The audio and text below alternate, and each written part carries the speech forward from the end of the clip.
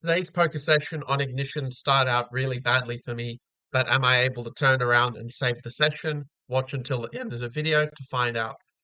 We can skip through quite a few of these pretty fast just to give you an idea of what stakes I was playing. It was just like $5, $10 ones, and there's always a double up. Yeah, we just steal from a limp, always fun.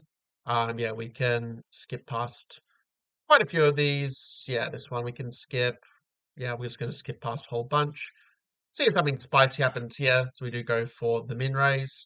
This guy ends up calling. You have the pocket deuces, and yeah, I decided to go for a C bet. I could check this as well, but I think that he may as well just try to deny some equity. But yeah, when he raises, he clearly has something here. We block the flushes, we block various bluffs. So yeah, it's just going to be a fold.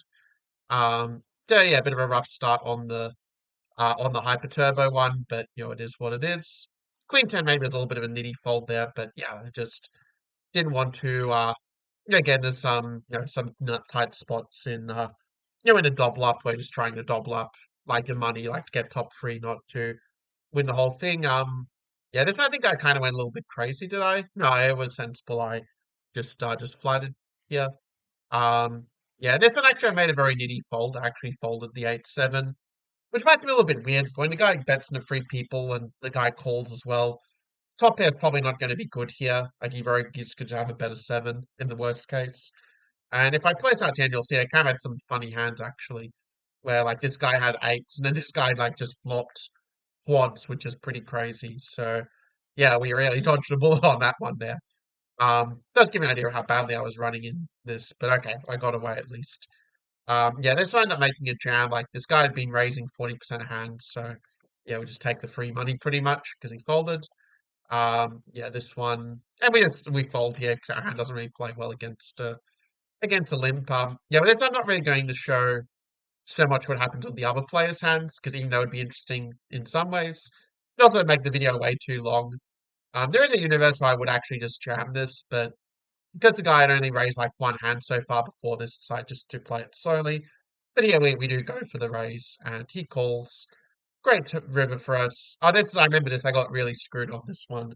Because I jammed thinking, okay, he's like a hyper turbo player. He's probably calling any seven or you know, calling like any seven or any sort of weaker eight. So it's just basically a value jam. Turns out he has 7-10, and yeah, he just like binks the river and completely screws us. If you're enjoying this video, do make sure to like and also to consider subscribing. This one, yeah, because this guy is a much bigger stack, I think flatting makes more sense than free betting. So we free bet, you only really just calling with better and we fold out worse. Awful flop, we just give up, of course. Yeah, not really a universe where you turn your hand to a bluff there. Yeah, just can skip this one. I think, yeah, I folded this. Yeah, we get the aces. We just make it a just over min raise. We do get called.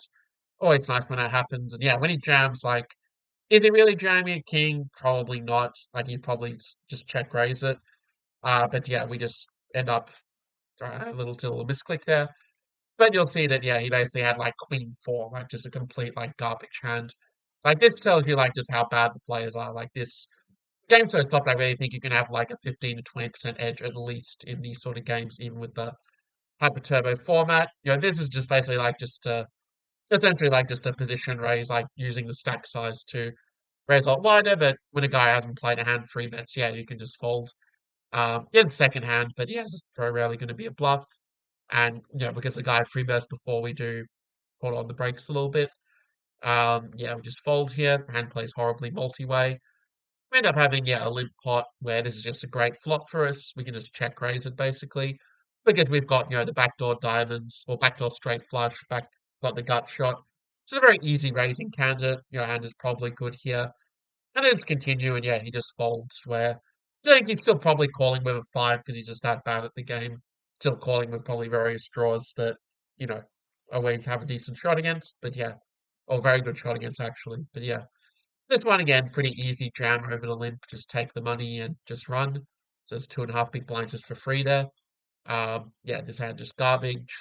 Yeah, it was probably one of the weakest suited hands I would raise here.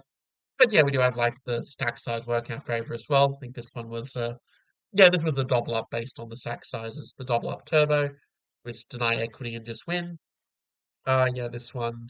We do limp the 10-9 off. Like, you could also fold it a double up, but yeah, I figured okay, the players are so bad, we can just kind of go for it.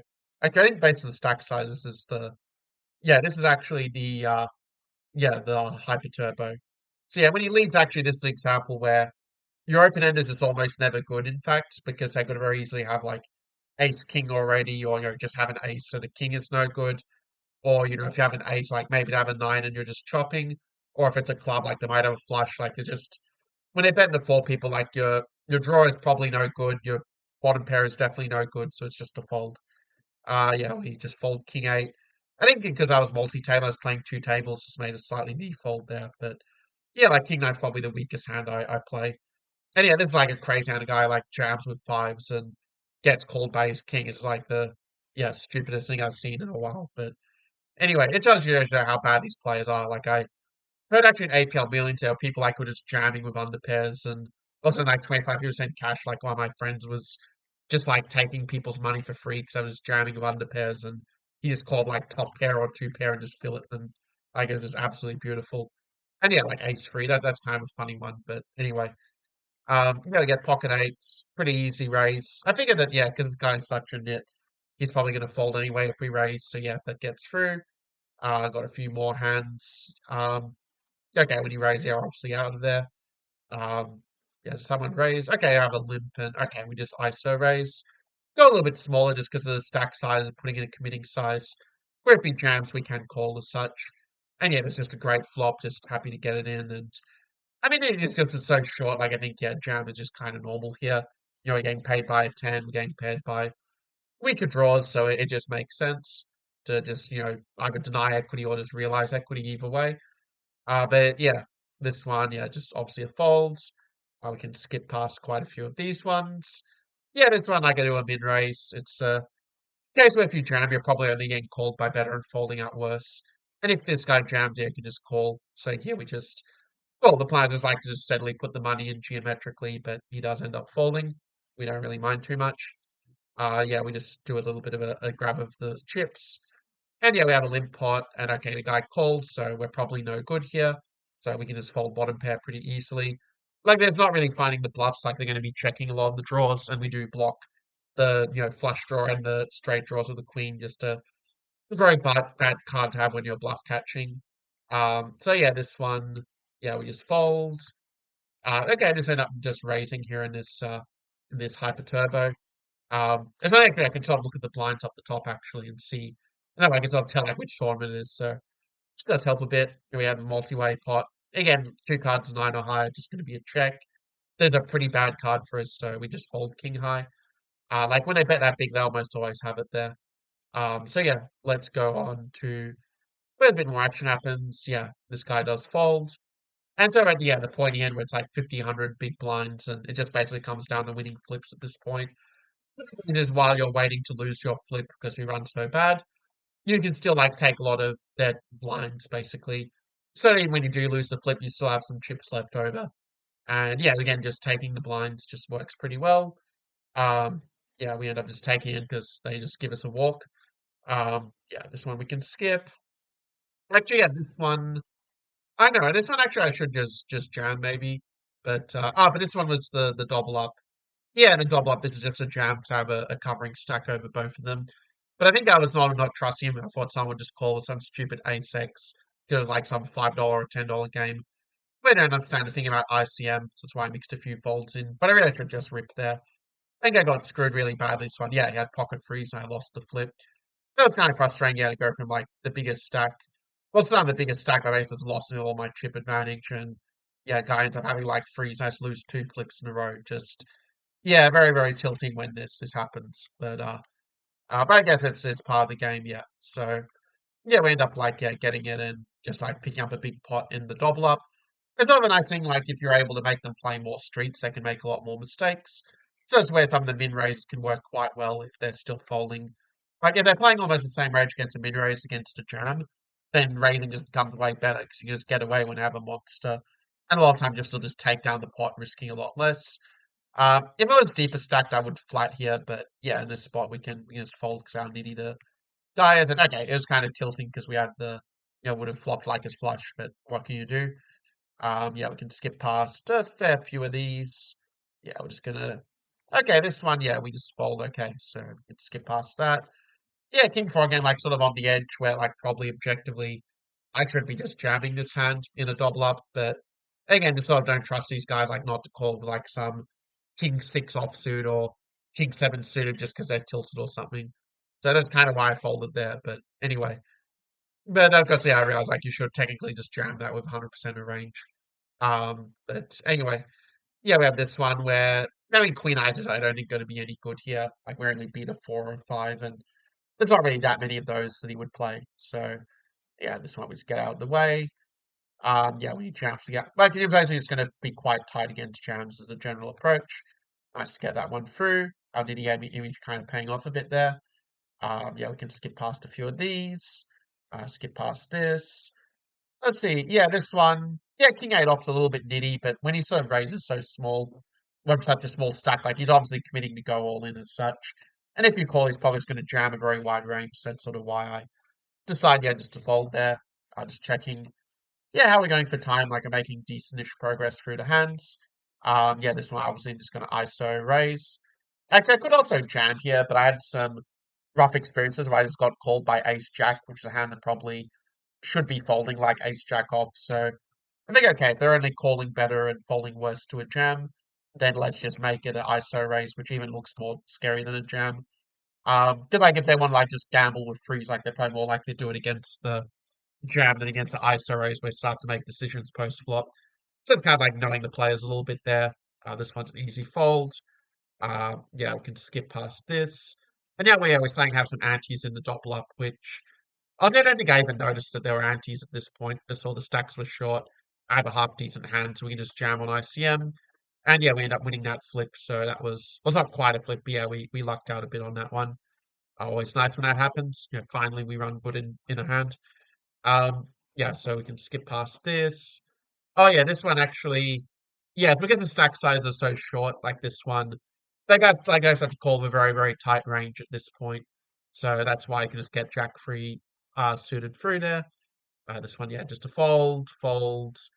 Actually, maybe this one, yeah. I'm okay, yeah, this one he ends up calling in. I think I end up losing this one. Yeah, he had like 10-9 was the most tilting thing ever, yeah, to like yeah, the one could be over, but Caesar has the called like literally like the one hand that's better than mine in a way.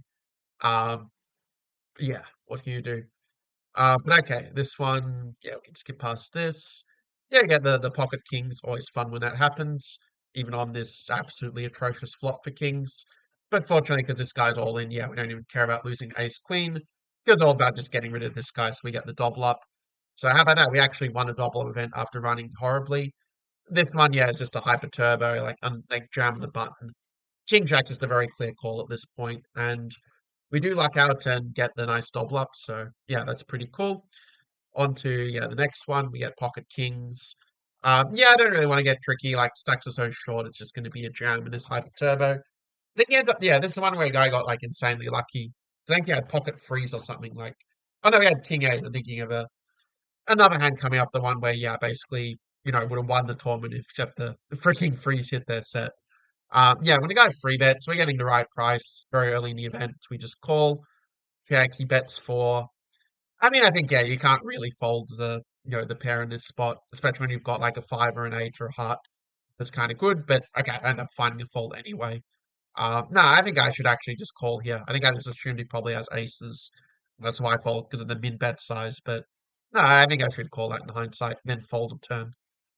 Yeah, this one just folds. We can skip past. I think yeah, he raises, so we can skip past that one. Yeah, this one pretty clear fold as well. Um, yeah, that one we can skip past a few of these, just kind of hands just playing out. This is in the hyper turbo where yeah, at this point stacks are so short, you just want to get it in and just take their blinds over and over. So, and this one actually is from the yeah, this one's also from the hyper turbo actually. I think I had like lost some flip or something or lost when I was ahead and yeah, this sort of thing like he calls with ace jack. I mean, he probably should call with ace jack there to be fair, but yeah, there are definitely a lot of weaker aces, that can kind of fold in that spot. So I decided to jam it, and okay, we just ran into a better hand. Not much you can do there. Like you have to play quite aggressively these hyper turbos, or you're just going to blind out and just not make top two. So you just have to sort of take some risks. You can't really wait for your spots in these sorts of events. Yeah, just like going for the min raise, just mixing in a little bit of this. Okay, it's a double up, so you could also fold, but I think this just works better. And yeah, when he donks, it just feels like it's very like when it's in this kind of border donk, like just looks very weak, like some sort of weak draw. So I decided to turn the pair and the gut shot into and backdoor into a bluff and raise. But then when he free bets, it's clear that we're no good, so we just have to fold in that spot. Which sucks, but the donks are so terrible at poker that you can even give them six blinds and you're still going to be the favorite against them. Yeah, this one we can skip. Yeah, this one ended up just limping, and yeah, when he jams, just fold. Because this guy hadn't raised a single hand, that's why I limped. Because I knew that if he jams there, he's clearly got a hand at that point, so it just makes life easy. Yeah, we get a walk here. Yeah, it's sort of a mix of the different tournaments because I took this from the live poker session. Like I wasn't sure, like with all the tournaments being played in order, I wasn't sure how like to sort of show it with like several tournaments at once. So yeah, just doing it this way, even though it's gonna take a little bit of time to get my bearings. Just make a little small bet. I probably should bet a bit bigger, but we're going to be betting with a big part of our range, and also just going to call with like done or anything at this point. We do check because that's sort of a bad turn card for for our hand. And yeah, this one, like I was going to actually check raise this if he bets small. When he bets big, it's like clear he just has a flush every time. And okay, if you're playing like high stakes, yeah, you could turn this into a bluff and raise, but low stakes is just going to be a fold. Like we just beat nothing here. So yeah, at this point, yeah, we just jam because yeah, he just has to kind of fold a lot. And even he calls like we're not dead there by any means. So we get this check pot that yeah, we obviously completely missed. We can skip that. This one, I think we lost this pot from memory. Yeah, it's like King 10. So again, kind of frustrating when it happens, but it's kind of one of those things where you yeah, just have to run it and sometimes you lose or run it like a hand that just dominates you. Because the king having a king hand does block a lot of calls there. And the fact that it's suited kind of helps as well to make it a better jam. If it was an offsuit, you could consider folding sometimes. But anyway, yeah, this one, yeah, we have jam, we just fold. Yeah, raise. Yeah, I decided to free bet, just felt I know, I had this gut feeling because the guy raised so fast, he's probably just quite weak, and yeah, we do get it, I get it through there. Also, I remember like my HUD was doing funny stuff as well, like where I don't remember how it was. Yeah, where basically like, it was showing like the stats, but on different players. You had to like figure out like what the players had. Fortunately, I was only doing two tables at once, so it was kind of easy to figure it out. But if I'm doing like 4 to 8 tables, very easy to mix it up. So yeah, the attempt to induce didn't really work, but it's all good. I think something weird happened. Okay, this is normal. Yeah, so now we just take the blinds, always fun. And yeah, this one like just going to be a very clear jam with pretty much anything almost. Yeah, we can skip past some of these. Yeah, we get aces and then get a walk. Right, that was actually a little bit tilted when I got the walk there, but yeah, is what it is. Yeah, we just fold there, hand's not good enough. This one I technically should be jamming, but I think I sort of didn't trust him not to call with something like 7-8, for example. So I just end up folding that one. Um, yeah, this one we can skip. So here we just jam because like it's heads up, we're very short anyway. Let's secured top two, but yeah, it ends up that he got lucked out into a chop, which yeah, very unlucky for us, but what can you do? Yeah, we end up min raising with queens. We get they all fold. Get another pickup. I remember this one, yeah, he ends up like calling with some hand that dominates me from memory. Yeah, I was like ace five, so yeah, nothing you can do there.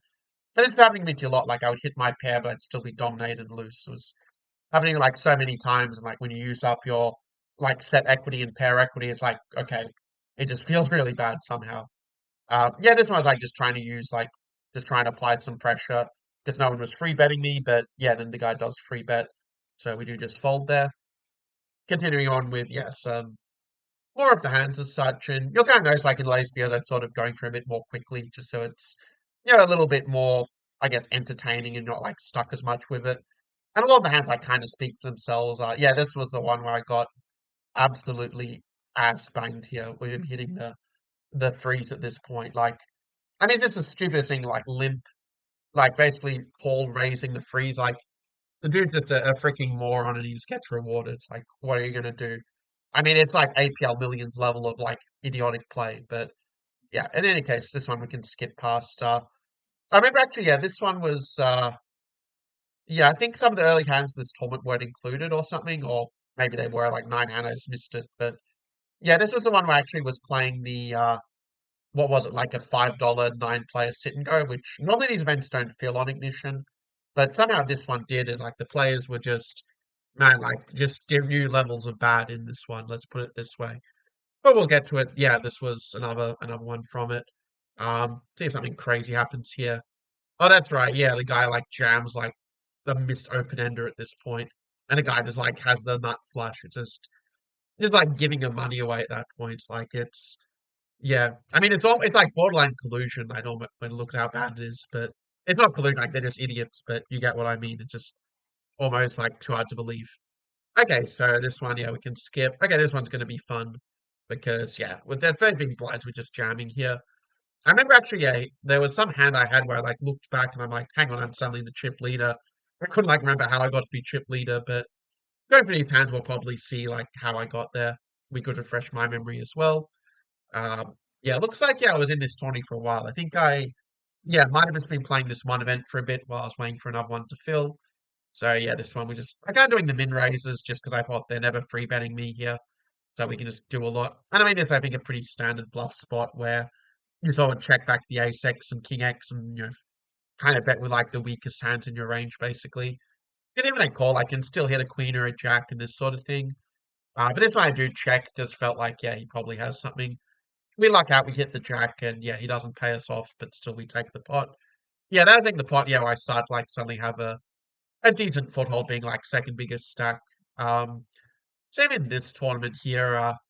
Yeah, I think what happened is like the hands might be a bit out of order on this one. Not quite sure how that happened exactly. It's like a whole lot of hands kind of came in at the same time, maybe. Yeah, not quite sure on the story there, but we'll figure it out soon enough. And yeah, like when he raised on the button, I mean, this is basically like an ICM fold because this guy stack covers me. So it's just really bad to end up in a pot against him when, top three are paid and these guys are just, you know, have like half the stack of me or such. But yeah, this one, yeah, we just fold, just like ICM folds. You can skip past a few of these. Actually, this one, yeah, is kind of interesting because I think you could make an argument for jamming the queen 10 as a bluff in some circles, but in low stakes, they're calling you a like queen jack, they're calling you a king 10 because they're idiots. So that's why it's going to be just like a fold there. But yeah, at this point, again, like king 9 off, it's technically a hand you can jam, but I just didn't think this guy was ever folding. Looking back now, I think actually I would be tempted to jam it because I do cover him and he's meant to way over fold. But if he doesn't know that, then jamming comes a kind of dumb decision. So that's why it's hard to play it very nitty in this case. Because sometimes, yeah, I just don't trust idiots not to do idiotic things. Yeah, this looks like some stupid pot where, yeah, some guy just. I remember, yeah, he just goes broke with like top pair bottom kicker. It's like, I mean, this is like, Tom Dwan Hustler Casino live levels of horrible play, honestly. But anyway, yeah, this one, we can go to the next one. Yeah, easy jam here. He calls. I think we win this one. No, he wins it because he had been for free. Oh man, yeah, I remember this was like really, yeah, it's like really, really painful this one. But I like just basically just like lost every flip up, just dominating the table. But okay, yeah, this guy at least there was some justice with queens winning against a complete trash hand. But anyway, moving on to some other ones. I think I got lucky here, if I remember correctly. Not on this flop. Yeah, I ended up like having queens and we just like yeah, go out in fourth. I think yeah, this one like I ended up like yeah, just bubbling out of the what was it? Like bubbling out of this tournament, like this $5 one that just been like completely dominating. Well, not dominating, but like been doing pretty well in before. But yeah, just very, very unlucky as you could see. Yeah, this one's kind of a fun one, just doing an isolation race, just picking it up. But yeah, like I said, the hands are like way out of order for this one for some reason I don't really know. So and yeah, there's like another isolation race, just picking up from the guy who is just limping like his entire like literally every hand he could have. When a guy free bets here, yeah, I just call. And this was one actually that kind of cost me because before that was actually in a pretty decent spot. But it's like I have an overpair home, can't really fold here. And then yeah, when he just jams, I'm like, okay, he's when there's no way nines are good, so we just fold. And there's some guy spearing off with ace four, ace five, then yeah, it's just absolutely like just stupid. Like he just sort of, it's just like so lucky, like just playing completely moronic. But I'm pretty sure he has aces, kings, or queens in that spot. So yeah. Anyway. moving on to, yeah, a few other hands. I might skip actually past the ones that are like in this tourney because this one's kind of giving me post-traumatic stress disorder, honestly. Um, yeah, this one, yeah, just a fold. Um, yeah, kind of a weird spot, but okay, we end up raising it. Trying to think actually, maybe it was another tournament I was playing, but yeah, I already lost track, like, so just a blur to me. But yeah, the reason I four bet with ace five, which looks kind of weird, is because this guy just min free bet and he's presumably playing nearly every hand. So that's like, okay, this is an insanely weak range. Let's just attack it. And I figured I have a decent chance to take it down post flop anyway. And yeah, he does just fold. I mean, he probably is calling a better ace, to be honest. Yeah, I think he just had complete air. But yeah, it's always fun we can punish these weird players for making really dumb plays. Just feels really satisfying. Like, you're showing your intellectual superiority over them. Anyway, moving on to and skip past a whole lot of these hands because I was just card dead for ages. Actually, was this one a limp pot? Okay. Oh, that's right. Yeah, this guy raised to okay, raised to three big blinds. He'd been raising nearly every hand. So yeah, it's not like just free betting him and with like 10-8 off because he's just raising like the whole deck. And then we just like bink a really great hand and yeah, it's just kind of funny how that played out. But anyway, moving ahead, I think something funny happened this one. Did I jam or something? Okay, I didn't jam. I did the ISO raise, which looks a bit more dangerous. And we get the fold. It's kind of a semi bluff with king queen off, but it does play okay post, especially if it's heads up. So, and it's just like pure ICM. Like these guys are so short that yeah, we're just applying the pressure. Um, yeah, I mean another one where I got knocked out. It must be like I've been playing two of these like 9-player events, which kind of seems weird to me, but yeah, actually that does kind of make sense. Like it's sort of coming back to me now. It's like when you have like a memory that's so painful, you just like forget just everything else that happened, and then yeah, you just like can't remember a thing about it because your brain just like cut it out to like protect you from like PTSD. I think that's kind of what happened with some of these early tournaments, but yeah, this one pretty easy free bet. He does flat. I mean, yeah, there's a board like you can just bet small, like you don't need to go crazy here. We do pick up the gut shot, so we keep on firing. And he does fold, so yeah, always nice to fold out those weak pairs. Who knows what garbage hand he might have had a weaker ace high, but whatever. Yeah, we can skip past this one. Yeah, this one, like, technically it's a fold, but with the ICM, when you're the covering stack, well, not the zone stack, but yeah, we can apply some pressure there as such. So on to the next hands, and you're going to kind of skip past a few of them, but yeah, this one, 6 players left, second biggest stack. We're happy to go for it. We get just a really great flop. Guy calls. And yeah, there's a spot where whoopsie daisy. Yeah, my hand card keeps like clicking on the yeah, on like the cursor. But yeah, it's like a spot, just a really good overbet spot actually. Because it puts his tournament life at risk, which is one nice point. And the other nice point is that yeah, we still have like outs with the flush if he does call. Unfortunately, the guy does call with he had like top pair. Kind of a weird spot actually. You just like I suppose like you can actually check in that spot, but I mean I could also check back though and like realize my equity, but yeah, it is. I just figured he doesn't have that much top pair, but okay, what can you do? I think I'm going the wrong way. Yeah, there we go. Yeah, we have this limp pot. Yeah, I could fire it like normally I probably would, but that's what I figured. Yeah, I can just like check, and there are a lot of turns I can fire on, but this one's not really one of them. And then yeah, one of my little specialties, like we block the nut straight, so we can just bet 2x pot, and he's just going to fold nearly everything in his range, and yeah, because like what I should do is I should call, with like some ace highs there, like just catch out some bluffs, but in low stakes, I almost never do this. It's kind of one of my little specialty moves I've been doing. Like just steal the pot in the river if no one wants it. Um, and if you are blocking the nuts, that's the other key distinction there. Like if it's multi-way, I have nothing. I'd still normally give up, but if it's heads up, yeah, something we'll make the play with bottom of range. Some weird raise going on there.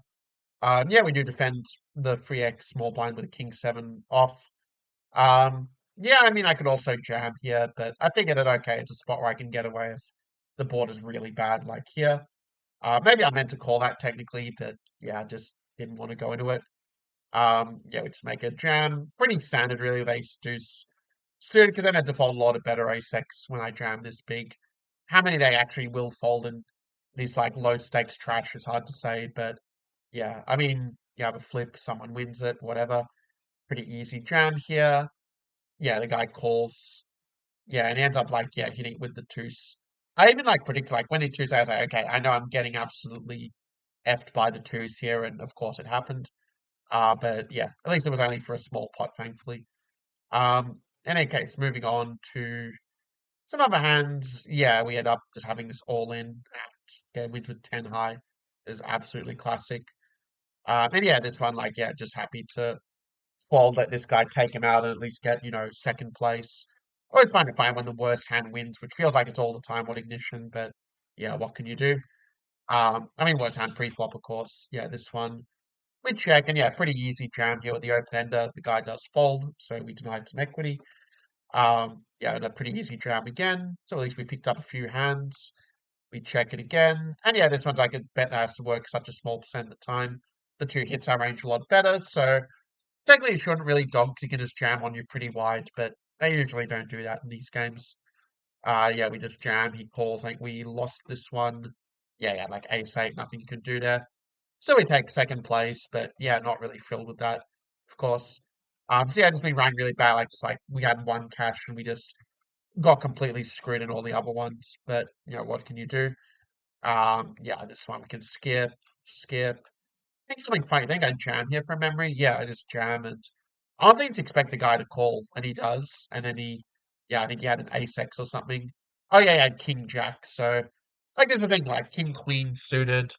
Yeah, if they're calling you a king jack and king ten and stuff, then yeah, obviously you just jam and just get it in sort of when you're often good or flipping as an ace. But yeah, this one like I kind of did this ISO. This was the start of a double up event, by the way, where I probably should just flat, honestly, would probably be smarter, but I just felt like, okay, these guys, like, let's just try and take the dead money and get it heads up. We did get it heads up, but then the guy raised to 16, and I should just fold here, honestly, but I just felt like he's just raising any two cards was sort of a weird feeling I had. I think I was just really tilted from like a couple of the other events, but yeah, when he like jams or nearly jams, yeah, it's clearly just a fold. I mean, he probably just has like some ace queen or something, probably. But yeah, what can you do? I probably should have bet bigger on the flop, but yeah, it doesn't really matter in any case. Like there's no way to win that pot. So yeah, we do it again, this ISO raise. This isn't a very good candidate, honestly, but yeah, we do go for it, and yeah, the guy just like goes for a raise. So I mean, we're getting absolutely boned. Like this guy to my, he's basically just like filleting me in this event, like just lucking out so hard. Where like none of the bluffs are working whatsoever. But and actually a lot of times they do work when I play, so it's not like it's you know sort of that just happens a lot of time. But okay, this was a fun one. Yeah, we ended up like doing the overbet with the open-ended draw that we just turned. This guy calls because that's all he knows how to do is call. He just calls like anything. And since he calls anything, we just all in because he calls. And suddenly we're back to a decent stack because, yeah, the guy is just like such a. And that's the thing, like, I wouldn't normally like raise this hand, honestly. But I just knew that this guy, like, just would call down if I end up hitting any sort of hand. That he would just like go and raise or he would just jam and I'd just be able to just like take his entire stack. Like, that's the only reason I played this. Otherwise I would just fold there. But anyway, moving on to the next one. Yeah, we are in this situation where yeah, the guy just like jams. And when they raise, like they just have the flush virtually every time. Or at worst have the straight. So yeah, it's just a fold. I mean, to be fair, the six is maybe a bit of a polarization error to bet big here. Like maybe I should just bet like one big blind or just check. But yeah, I mean it is what it is. Moving on to the next one. Yeah, we can skip past almost an ease. Yeah, we go for the mid raise, trying to win sight. We get one call, which is just perfect. Yeah, we just make it a small bet. He does fold that one. I think this one, yeah, was some like double up. Yeah, this was a double up event. So a lot of it just like ICM folds pretty much. This one, yeah, maybe it's a bit too loose. Like technically, I should fold it, but because no one had free bet on this table, I figured I could get away with it going for it. And we do like get lucky and flop two pair, so it's a pretty easy race candidate. We don't have to go big. We're just like stringing him along here. Just continue value betting. Just question what hands you're going to pay with. If he's going to pay with a queen, he's going to pay with like a pair plus a 10 or a pair plus a jack. So we just string him along, and I think, okay, he's probably going to pay if we make it three quarters pot. I mean, yeah, there's some case where you could like bet small, like half pot, and just get called more often. But I just feel like he's just not folding a queen here, and he's definitely not folding a king. So let's just go for it. and yeah, we end up just getting paid. And in a couple of hands went for like being the half stack of everyone else to being like the chip leader by a big margin, which is always fun. This one here, don't think this was a double up actually, or was it? I can't remember anymore. But if it is a double up, maybe I should actually fold this. But I think I have the covering stack. Actually, no, I don't have the covering stack, so yeah, I should definitely fold. But we happen to get lucky and just get a great flop. I can just like jam over him with the open ender, and this just has to fold a very wide range because yeah, it's just a really yucky spot for him. So he does end up folding at that point. Always nice when that gets through. Yeah, we're just folding here. Folding this one as well. Yeah, I mean, it's the A10 kind of plays quite well multi-way. So I figured it's one where I can just check and I can just call. I basically have this situation where, if they bet, I can just raise and have to fold away tighter than usual. But they do end up checking. And yeah, just very standard overbet spot with the combo draw. They both call and we end up hitting. And I mean, honestly, this was kind of like probably a little bit tilted. Like I was trying to get 13 to call, but then I actually just didn't see that this guy had 50 big blinds because the HUD was kind of covering it actually. So I thought they were both really short. If I read actually, I would have just made it 13 and I probably would have got called by this station. But instead, like I jammed and yeah, like lost a lot of value. So that was kind of unfortunate. But yeah. And also I did it really quickly, which at high stakes looks like a bluff and I'd be more like get called. But at low stakes, quick just looks like the nuts. So it's kind of also a bad decision for this specific game to do it so fast and not to tank and think about it. But anyway, we just go for the ISO again against the guy. He does this free bet, but like I just figure okay, he's just doing this with so much trash we're getting the right price to call. Because it doesn't make sense for him to limp re-raise and yeah, they're having like ace nine, which is like a stupid hand to do that with, but okay, he ends up getting there, so what can you do? Um yeah, or ends up holding, I should say. This one actually was kind of another one where I was sort of like probably just kind of tilted and not seeing clear because I thought the big blind actually limped, so I did for an ISO. But okay, I did get the fold, so that part worked at least. And this is again the double up, so it's basically a case just like just applying the pressure pretty much. Yeah, because this guy like had been such a nit. Like this one's actually quite an interesting one because this guy had been really nitty, like he hadn't raised a single hand yet. So I sort of felt that okay, since he hasn't raised a single hand, it means we should actually probably flat the ace queen off and just keep all the dominated aces in, is essentially the idea. We also play a flop in position, which is quite nice. But when he bets this big, it's like, okay, he clearly just has like an overpair or a set like all the time here. And so it means we can just fold ace queen in that spot. So on to the next hand. And yeah, this one we can skip. I mean, I should probably go for hands a little bit more quickly, but yeah, this one again, like it's only because I'm the big stack that I raised this. Without the ICM, it's a very clear fold. We get it heads up, he checks, and yeah, we just have a decent showdown value. Unfortunately, his showdown value is better than ours, but okay, at least we didn't lose more money on it. I mean, it's true if we do like keep barreling, we do like get the ace size and some weak pairs to fold. But yeah, it's not so likely to be fair. Like it's better just to check it down in that spot. And also, I've been playing super aggressive on that table, so it can be nice to show like you are capable, like checking and of not just being aggressive every single time, just to throw him off a little bit. This one, yeah, we end up like doing these tiny bets, and turns out, yeah, he actually didn't have anything. We were able to get just this very thin value. Again, like if you're playing higher stakes, yeah, they would like raise you quite a bit here and really put you in a tough spot. But if they're only raising you with monster hands, you can just sort of do these stinky bets a lot and just get this very thin value with a lot of hands that would normally otherwise be probably a check in like GTO world. But anyway, yeah, this one, obviously we're priced in. I think he got there. Yeah, he had the jacks. What can you do?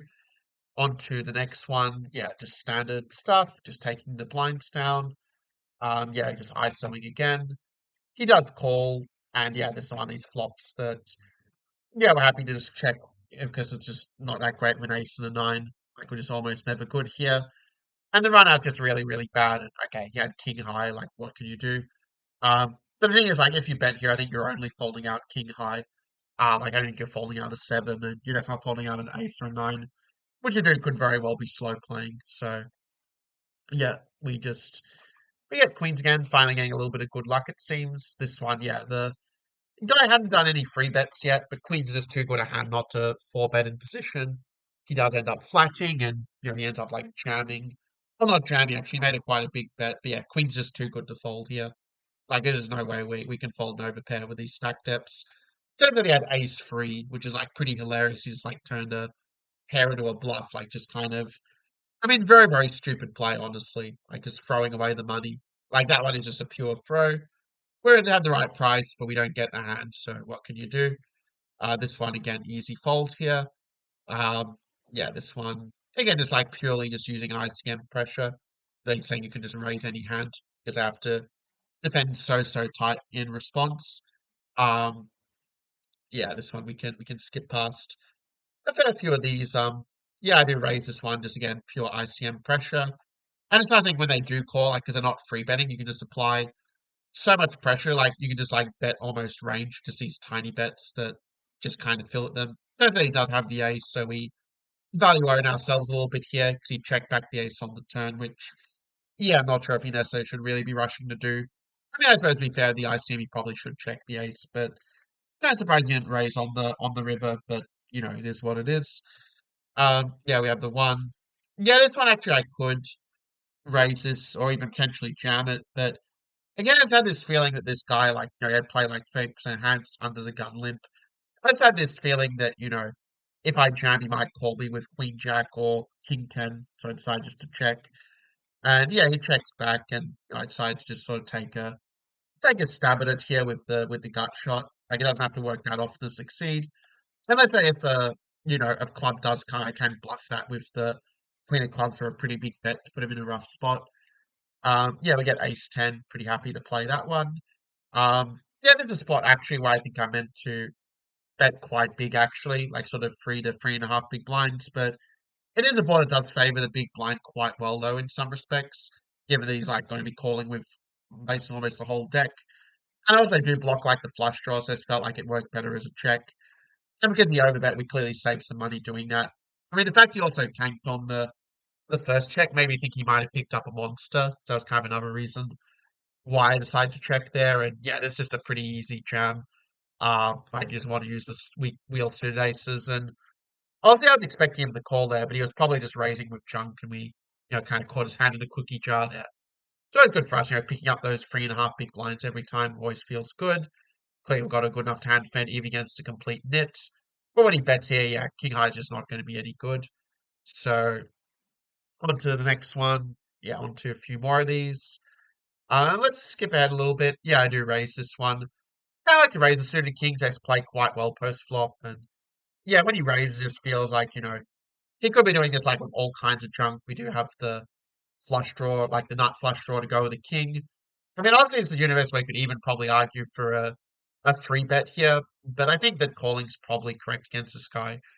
And yeah, when this guy's just sort of going after it, just going crazy, you can just just flat and just let him kind of hang himself. He just jams and yeah, he just did all the betting for us with like two free deuce, like trying to like fling the dirty diaper on us. But instead, he was the one who got spanked. And we really enjoy spanking these fish because they're just so terrible at the game. And with these dicky bets we can get away with because, well, I mean, at this point, like we have so many cards that are good for us, like Jack, Queen, 7, 6, Heart, King, 10. Like they're all really good cards for us. So you can just do like this dinky bet and just exploit them so hard. Yeah, actually, a bit surprised I checked here. Normally, I would actually fire on this turn, and I think I should actually fire for like 4 or 5 big blinds, just leverage the ICM pressure. But okay, maybe I thought he did something suspicious, and I just checked. The run out is just absolutely horrible for a sweet check, and yeah, he ends up having like King Jack and ends up being a chop, so that's kind of funny. But yeah, I mean, if he's got a King Jack, actually one big blind, kind of looks like not the best bet, but okay. It was sort of like doing it just to kind of set up something big on the turn if we got a good card. But I think I played that one very badly. I should just bet big on the turn and just get him to fold. That would be so much smarter. But anyway, on to the next one. Just using again the big stack pressure to our advantage. We bet one. I mean, actually, on this five, I probably should check because I think the five is better for his range than for mine. But fortunately, because it was only a one big blind bet, we are able to sort of get away cheap. Like at least it was a cheap mistake, not an expensive one. But that one I should just check fold, honestly. Yeah, we end up jamming. I think this was on the bubble, yeah, because he's the second biggest stack in a double up turbo. Yeah, you just can't call with anything here. We just jam. any two cards that it's going to get through, or at least it should get through in GTO World. This limp is kind of interesting. Like I probably should, like actually probably should jam over it to be honest, but I decided to call figuring it, okay, post flop I will be able to apply a lot of pressure because I just have to way overfold in this spot with me being the covering stack. Yeah, we just fold there. We can skip past a few of these hands. Okay, we get ace jack, easy jam. He folds. Uh, yeah, we fold again. And hang on, this one actually something fun might happen. Yeah, we end up going just for like this just jam, and I think we end up winning this hand if I remember correctly.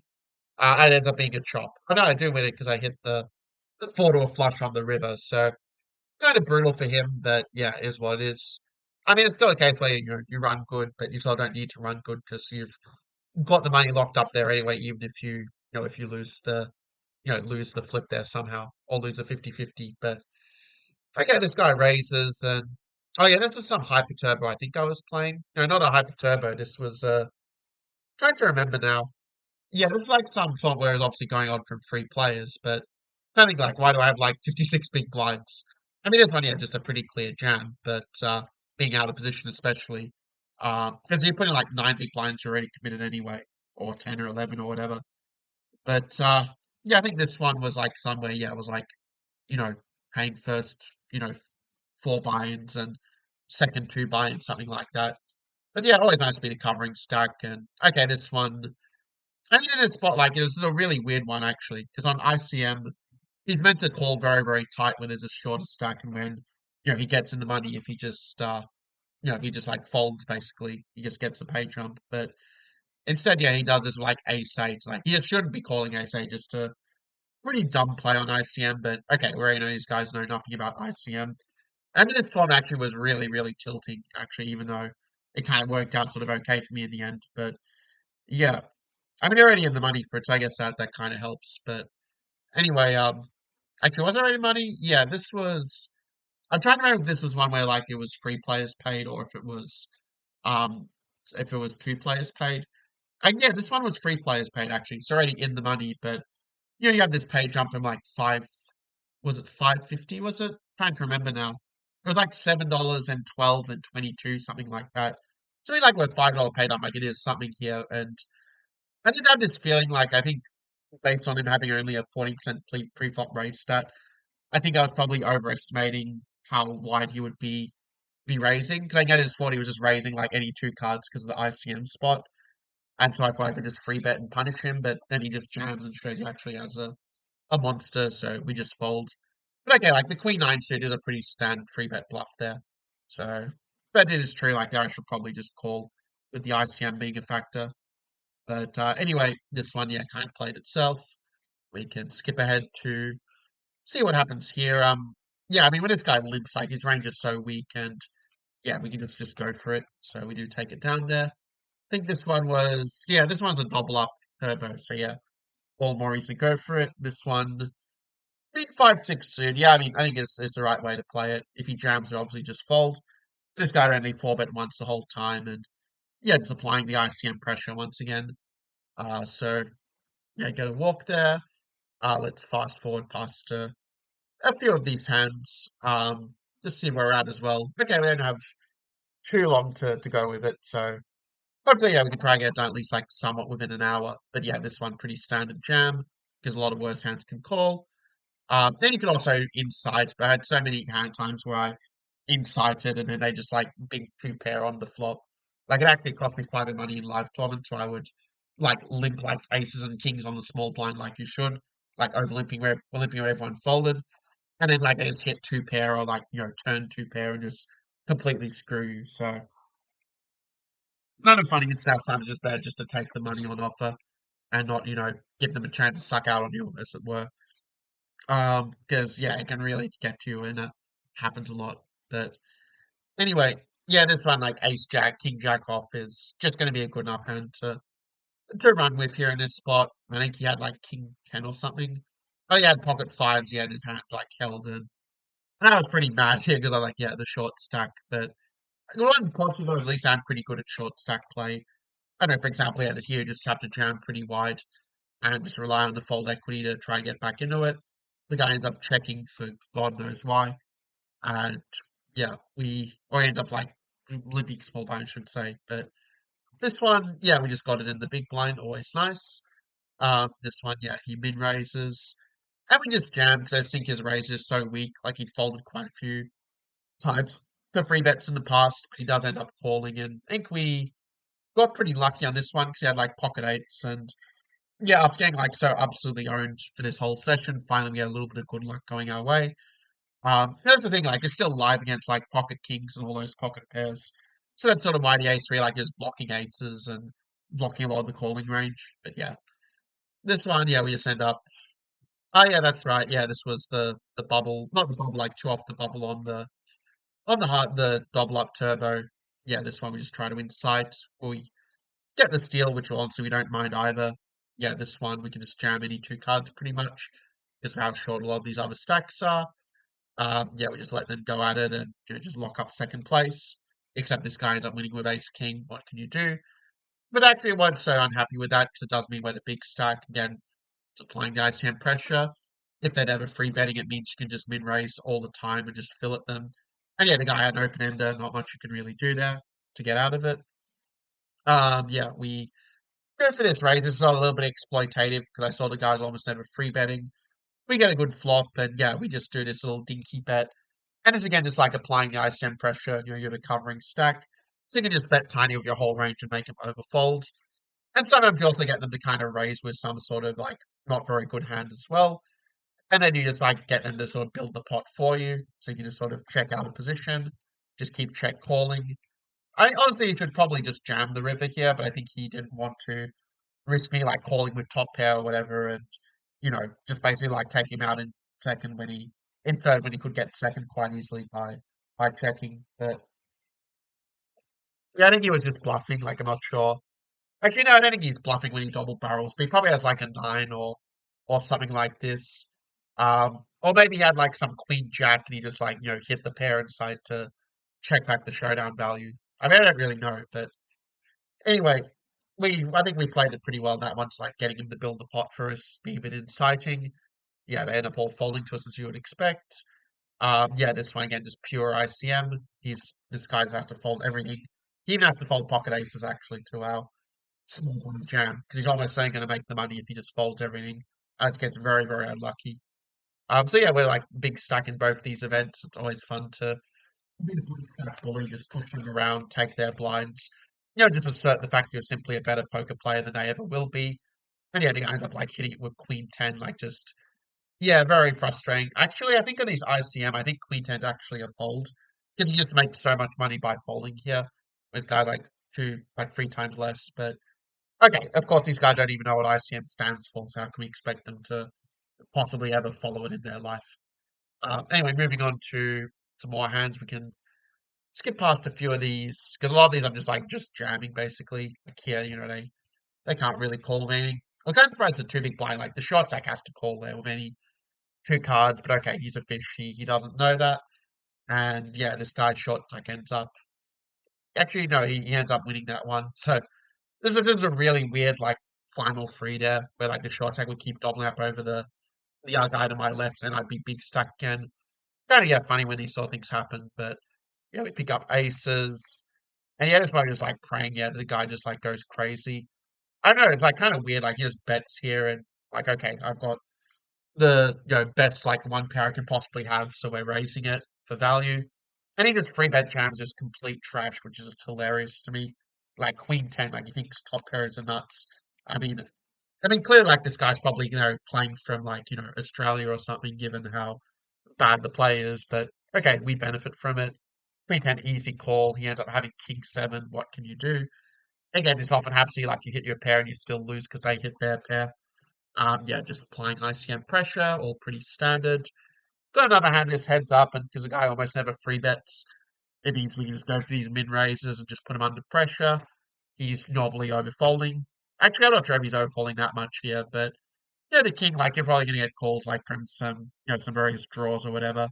But the run out's really bad when that third two comes because he's never folding an eight or even a seven here. Like if we jam as a bluff, like he's just gonna pull all the hands that beat us, except maybe an ace, but Yeah, it is not just a very clear fold in this low stake setting.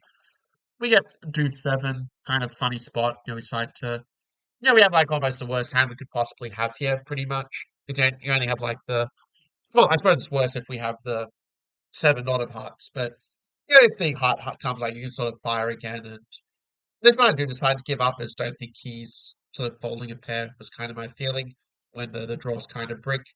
And a king is just too good for his range. That's kind of why I decided to give up. I think in Soul World I probably meant to fire this actually, but like probably a two or three big blinds. But yeah, I just didn't think he was ever folding to any size there pretty much. So yeah, this one, yeah, he ends up calling. He ends up winning with King Jack. I mean, this happens to me all the time, at least it's for a small amount there. And yeah, this is just a great spot to just build the pot pretty much. If he does call there, like yeah, we're probably overbetting the almost any turn there, in fact. But anyway, on to the next one. Yeah, we're not gonna fling the diapers at them. We're not degens here. Yeah, pretty easy. Plays itself. Pocket fives, yeah, he just folds. And pretty standard jam, really, with the pocket pairs there. Just like how inciting with the aces and kings and stuff. This one, yeah, like he can't really call us because he's the second biggest stack. We check it back. I think 10-5 actually is meant to raise there a decent chunk of the time. But yeah, we decide to play it as a check and just outplay in post flop. If he does fire there, like if he fires one big blind, I'm always tempted actually to raise to three big blinds with the double back door or two and a half big blinds. But yeah, here we can just sort of delay the overbet where, it's a scary board. We can fire big on a lot of different, turns and rivers. We do still have, the gut shot. If the club comes, we block straight flushes. So there's some things that can work for us. But yeah, when he raises, he clearly has a monster. Like he probably just has a set of sixes or 4-5 or whatever. So we do just end up folding that one. Um, anyway, on to the next hands. I think we can skip this. Yeah, I end up just like doing a mid raise once again. Like it's not getting it where I can still like play some post flop, give him more chance to make mistakes. And again, kind of using these small bets because they're just not raising anywhere near enough against him. So it means when you have like double back doors, you can just sort of realize your equity. Yeah, you hit the five, so pretty good check. When he bets, like he was never good, especially when he sort of was tanking and then betting. So, but we do end up making the call. Actually, no, I remember now. He was kind of yeah, he bet three big blinds quite fast, actually, like very, very fast. That was sort of what led me to make the call here. Along the fact that it's heads up and a pair is often going to be good. But I think I just had this feeling he was bluffing for some reason based on the timing of like the actions he took through the hand. So we did call, and yeah, he had like Jack two, which is like a completely kind of ridiculous bluff, I think. I mean, to be fair, like he probably does get a King X and Ace X to fold, so maybe it's not that bad as I thought. But yeah, it doesn't really make a whole lot of sense from a human point of view, I think. Yeah, we just do a free bet because like he was just folding like a lot to our raises, and yeah, now at a point where we can just jam over him with different hands. So fast forwarding a little bit. I think we're pretty close to the end, right? Yeah, not so many hands to go. So and yeah, it's obviously like because these guys can call with almost anything. I mean, okay, we've got the money locked up if we just keep folding. So it's just kind of, folding some of these hands and, just basically focusing more on the heads up, basically, where I can, where sort of bigger money decisions in a sense. Here, yeah, this is a pretty standard check raise. Like you've got a bad gut shot. Actually, no, it's yeah, you don't have an open ender. It is just a gut shot. Um, so yeah, when we gut shot, you definitely want to raise there. Um, yeah, the ace is a very bad card for us. You should fire this ace, honestly. Like I think that with a very large percentage of range, you should be firing the ace X. Because now it just gives me like a great spot just to like just barrel and, basically make out that I have, like a very strong hand, like a 8-5, 8-3, sets, this kind of thing. And he does fold, so the bluff does get through. Always feels good when it happens. I think it's kind of like a belief like in low stakes, like you can't really bluff because they just keep calling you. But I do find there are certain spots, like some scary spots when they are going to overfold, like if you use like the right bet sizes. And yeah, this veteran can give some good examples. So here we get kind of, well, I was going to say we get lucky, but we were dominating him. So yeah, we ended up winning this event for like 22.50 USD from memory, which basically kind of saved our session. We're almost like back to even, I think, at this point compared to a couple of days ago. Because I've just been running like really, really bad last couple of days where my all-in like equity, like all adjust equity would be positive, but I would be down like multiple like buy-ins for the tournament. So yeah, but it is what it is, and the nice thing about these players are like they're so predictable and so bad that you can just punish them, like do these ISO raises. Know that with top pair you're just gonna fillet this fish where he just like jams, and I think he jammed like with a queen 7, like just completely idiotic sort of hand basically. And what I kind of find, like, if you play really aggressively, they start to do really stupid things and just start making really big mistakes. Like they try to fight back with bluffs that don't make any sense. Yeah, this was a bit of a rough one for him, but yeah, then this one was I think it was a double up from memory. Was it? No, this wasn't a double up. This was hyper turbo based on the stack sizes. Okay, so we play one more. I think this was a $5 hyper turbo from memory. So obviously, players going to be pretty bad, and they're not going to be free betting except with premiums generally. So when he does his free bet, it's probably like jacks plus or like ace 10 plus if he's bluffing a bit. So we have a very easy fold in that spot. Um, yeah, something weird happens in this hand, I think. Yeah, the guy ends up like calling of like, the four when on the four line when he jams, like your four is just probably no good, honestly, in that spot. Because people aren't like finding the bluffs here at low stake, like they just have it when they bet on a four line of board normally. Unless you show like really massive weakness, like very blatantly. So yeah, when this guy raises, I do decide to call. I mean, there is a way you can free bet it, but I decided not to free bet because I felt my hand played pretty well post flop. You can hit a queen, you can hit a king, and I mean, it's a spot where I mean, I probably in the end most players should just fold. But I just felt like I have overcards. I do have the backdoor like sort of draw coming in as well. Like if say a jack comes to open ender, if an ace comes to gut shot. But yeah, technically I probably should fold. I guess have this gut feeling that he would just be c-betting this board with just his whole range.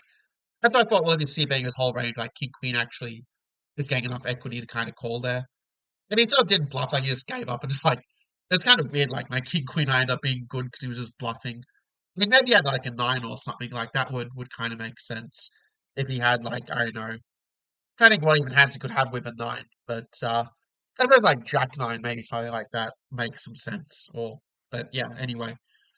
Because like King Queen 9 and King 9 would kind of block. But anyway, we yeah have this one where I mean I probably should just jam this honestly, but yeah, we end up having this flop and yeah, his hand holds, but okay, we still have a monster stack, can't complain too much. Yeah, this was the last one that I played, like it's already kind of saved the session, but this one's sort of a question whether we can, whether it'll be like just at like, that point where we sort of made back the losses from yesterday, or whether we actually, kind of recover the losses from 2 days of running really badly.